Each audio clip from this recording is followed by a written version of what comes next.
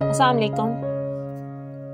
میرے نبی صلی اللہ علیہ وسلم نے فرمایا کہ مجھے اپنے امتی سے ہر گناہ کی توقع ہے کہ بشر ہے، انسان ہے، ہو جاتا ہے گناہ، تو میں اپنے امتی سے ہر کمی کی توقع رکھتا ہوں سوائے دو کے، کہ اگر وہ میرا ہے اور مجھ سے کوئی تعلق ہے تو ایک وہ جھوٹ کبھی نہیں بولے گا اور دوسرا دھوکہ کبھی نہیں دے گا۔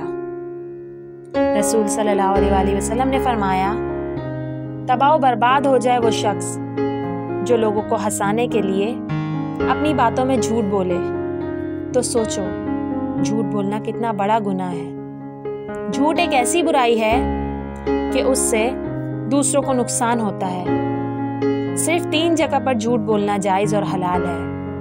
ایک یہ کہ آدمی اپنی بیوی سے بات کرے تاکہ اس کو راضی کر لے، دوسرا جنگ میں جھوٹ بولنا، اور تیسرا لوگوں کے درمیان صلح کرانے کے لیے جھوٹ بولنا جائز ہے۔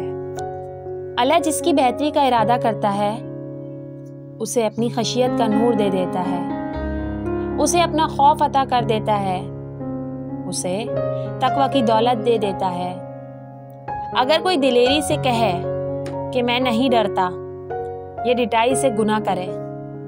گناہ کرنے کے بعد بھی کئی لوگ فخر کرتے ہیں کہ گناہ کا موقع مل جانا اور گناہ کے بعد اترانا، تو یہ بہت بڑی حماقت ہے اور اللہ کی رحمتوں سے دوری کی دلیل ہے۔